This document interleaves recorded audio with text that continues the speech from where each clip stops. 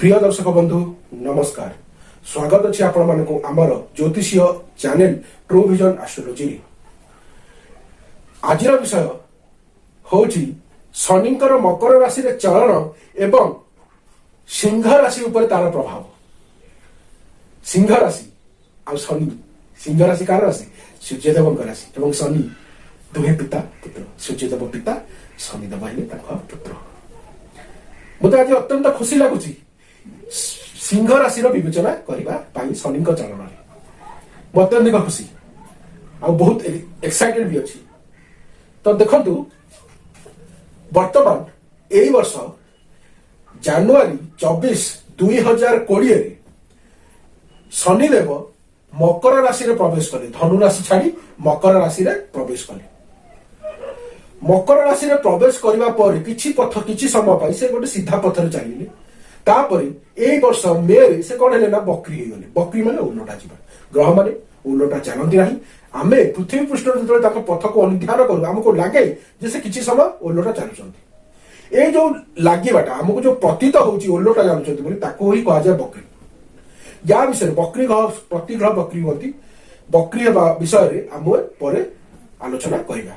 ए बकरी है कि पुणी थे जो मार्ग चलो मार्ग के चलिए शनिदेव यही सेप्टेम्बर 29 तारीख में पुनः मार्गी से मार्ग चलिए आगू चलिए। यही टाइम रे मकर राशि जेहेतु अच्छा मकर राशि प्रभाव ये लोक जगत उपर पड़ता है। मनुष्य जगत उपर मकर राशि प्रभाव पड़ता है। या आगु ए पर्यंत से कौन करते ना धनु राशि बसिकी जो प्रभाव दौले लोक मान लोक जगत को से प्रभाव जारी रखी था जारी रखी से ही किंतु जिते से बकरी है कि पुनः मार्गी हो मकर राशि प्रभाव समस्त पड़ो। तेणुक भिडटा मुझे करवा यथार्थ मन कर आगुरी कर देखी आगुरी करदे आप गोटे आशा बांधीदे आप गोटे आशा रे किंतु एबे कहले कौन आप आशाटा बहुत शीघ्र पूरण हो। तो देखु शनि एठी मकर राशि बसिले। मकर राशि जोटा पड़ी सिंह राशि। सिंह राशि एठी 5 लिखाई। जदि 5 ऊपर आपनकर चंद्रमा लिखाई च लिखाई जानिए आपनकर चंद्र राशि बा आपनकर राशि है सिंह। शनि चलन राशि टू गणना करा जाए लग्न ठू नुह। लग्न ठू ज्योतिष लग्न ठू ही सब राजयोग दुर्योग प्रत्येक जिनिस आम गणना कर प्रति डिग्री गणना कर लग्न ठू। किंतु केवल शनि चलन एवं विवाह घर मिलन ए दुईटी जिनस कर चंद्र राशि ठू। एठी शनि हेले कारक कोठे षष्ठ महरे शनि हेले कारक। जो पर्यंत सी एकुटिया अछंती से एटा को स्थान हानि करिवि भावनाश करंती। जदि जो ग्रह जो स्थान जातकर जो स्थान रे कारक से स्थान रे एकुटिया बसिथिबो से सेटा को स्थान हानि अवश्य करिवो। जदि अन्य कोनोसी ग्रह ताको संगे अछंती ताको संगे जोग दैचंती ताहाली से स्थान हानि करिवो नाही।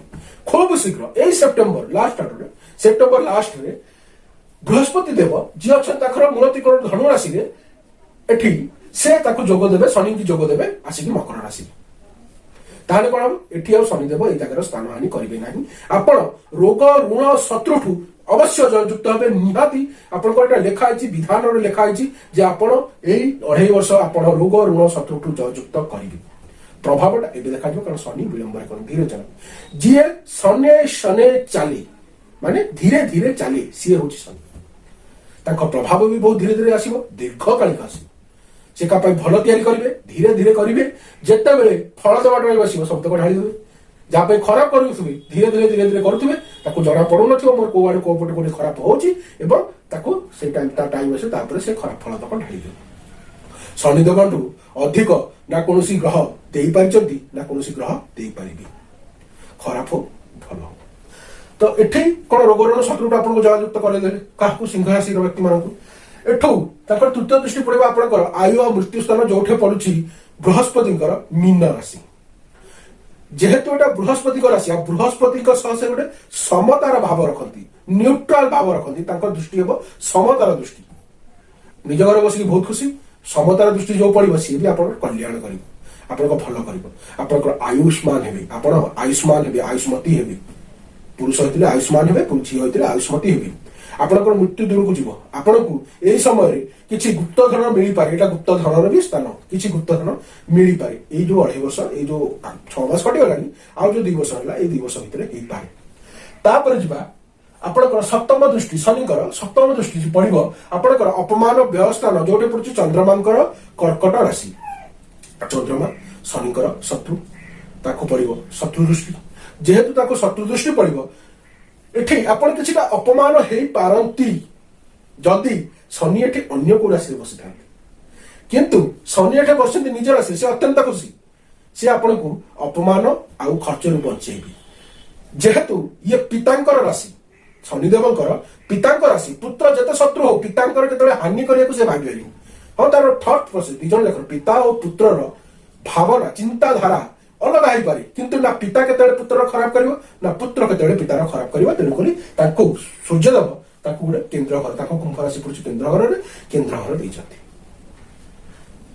एटा गला ताको सप्तम दृष्टि आपनकर खर्च और अपमान अपमानित हेबेनी आपन बचकी रहबे खर्च भी आपनकर बहुत कम रहबे वर्तमान जीवा ताखर दशम दृष्टि जोटा पड़ो आपनकर पराक्रम स्थान रे सिंह राशि पराक्रम स्थान रे जोठे आसुची शुक्लाचार्यंकर तुला राशि आपनकर पराक्रम भल रही आपण ठीक पराक्रम करेंगे आपण कौन काम करने जो जिस्ट दरकार जो लगन दरकार से काम आप निहाती करेंगे तो ये थिला शनिकर मकर राशि जो 2.5 वर्ष चरण करेंगे तार प्रभाव सिंह राशि वर्तमान या 2.5 वर्ष पर एप्रिल 2022 से मकर राशि छाड़ी प्रवेश करेंगे कुंभ राशि कुंभ राशि जोटे ताकर मूल त्रिकोण राशि शनिदेवंकर एठे बसी से दृष्टि देवे ताकर तृतीय दृष्टि कोठी आपनकर भाग्य स्थान को सप्तम दृष्टि देवे आपनकर राशि आपन को एवं दशम दृष्टि देवे आपनकर सुख स्थान को शनि जते केंद्र घर निज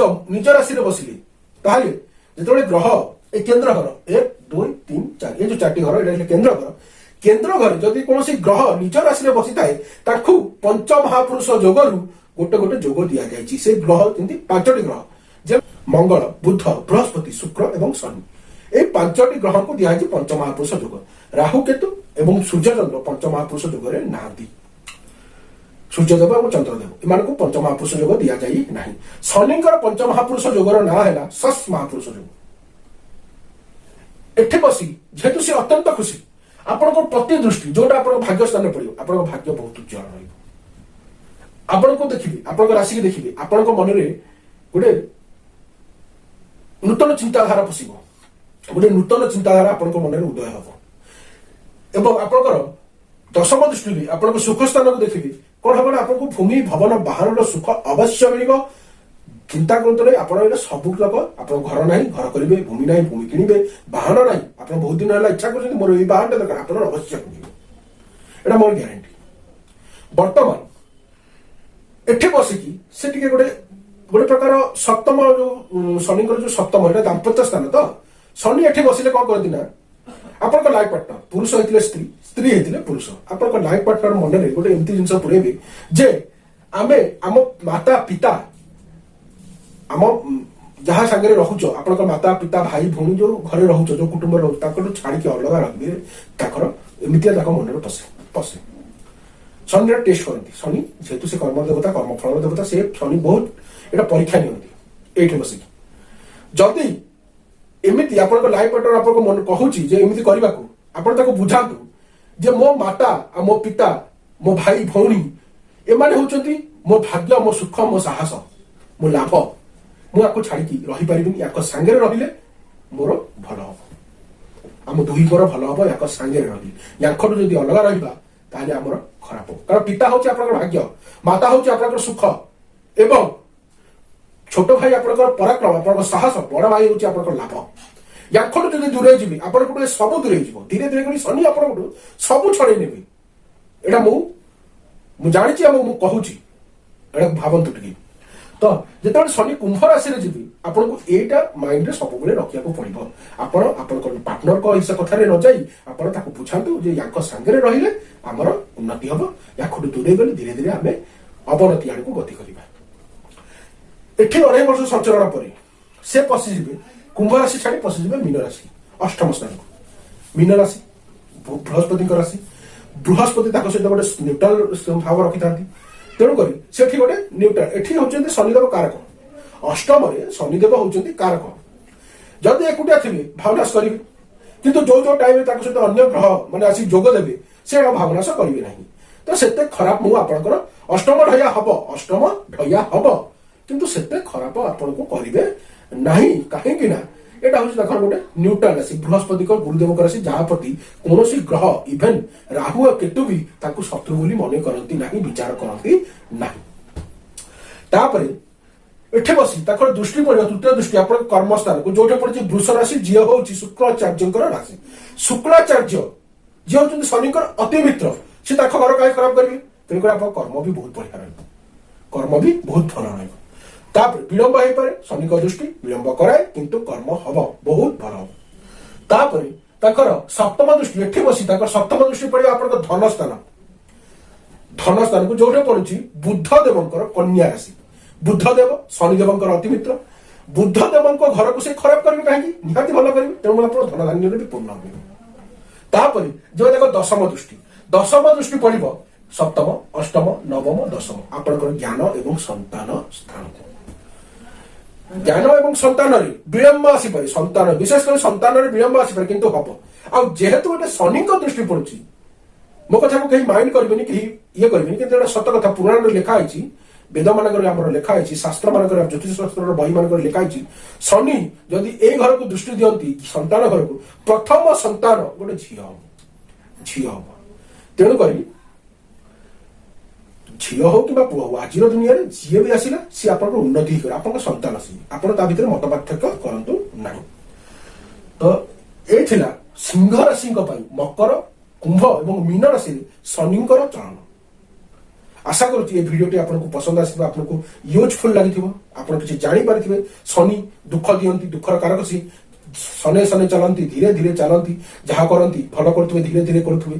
ଯେତେବେଳେ ଫଳ ଦେବା ଟାଇମ ଆସିବ ସବୁତକ ଢାଳି ଦେବେ, ଖରାପ କରୁଥିବେ ଧୀରେ ଧୀରେ କରୁଥିବେ, ଯେତେବେଳେ ଫଳ ଦେବା ଟାଇମ ଆସିବ ସବୁତକ ଖରାପ ଫଳ ଆପଣଙ୍କୁ ଢାଳି ଦେବେ। ସେ ଧୀରେ ଧୀରେ, ଶନିଙ୍କଠୁ ଅଧିକ ନା କେହି ଗ୍ରହ ନା କୋଇ ଈଶ୍ୱର ଦେଇପାରିଛି ନା ଦେଇପାରିବ। ଶନି ସବୁକିଛି। ଆଜିର ମାନବ ଜଗତ ଯୋଉ ଆମେ କଳିଯୁଗରେ ବଞ୍ଚୁଛୁ, ଏଠି ଶନି ବହୁତ ଇମ୍ପୋର୍ଟାଣ୍ଟ ରୋଲ ପ୍ଲେ କରନ୍ତି, ବହୁତ ଇମ୍ପୋର୍ଟାଣ୍ଟ ଗ୍ରହ। ତେଣୁକରି ଆଶା କରୁଛି ଆମର ଭିଡିଓଟି ଆପଣଙ୍କୁ ପସନ୍ଦ ଆସିଥିବ। ଶନିଦେବକୁ ଆରାଧନା କରନ୍ତୁ, ସୂର୍ଯ୍ୟଦେବଙ୍କୁ ଆରାଧନା କରନ୍ତୁ, ଦୁହେଁ ପିତା ପୁତ୍ରକୁ ଆପଣ ଆରାଧନା କରନ୍ତୁ, ଆପଣଙ୍କର ନିହାତି ଉନ୍ନତି ହବ। ତ ଏତିକି କହି ଆଜିର ଭିଡିଓଟି ମୁଁ ଏଇଠି ଶେଷ କରୁଛି। ଆଶା କରୁଛି ଆପଣମାନଙ୍କର ସହଯୋଗ ଏମିତି ଚାଲି ରହିବ, ଆପଣମାନଙ୍କୁ ଆମକୁ ଆହୁରି ଉନ୍ନତି ଆଗକୁ ନେଇଯିବେ। ଆମ ଚ୍ୟାନେଲକୁ ଲାଇକ୍, ସବସ୍କ୍ରାଇବ, ସେୟାର ଅବଶ୍ୟ କରନ୍ତୁ, କମେଣ୍ଟ ଅବଶ୍ୟ କରନ୍ତୁ। ଏତିକି କହି ମୁଁ ଆଜିର ଭିଡିଓଟି ଏଇଠି ଶେଷ କରୁଛି। ନମସ୍କାର, ଦେଖା ହବା ଆମର ପରବର୍ତ୍ତୀ ଏପିସୋଡରେ।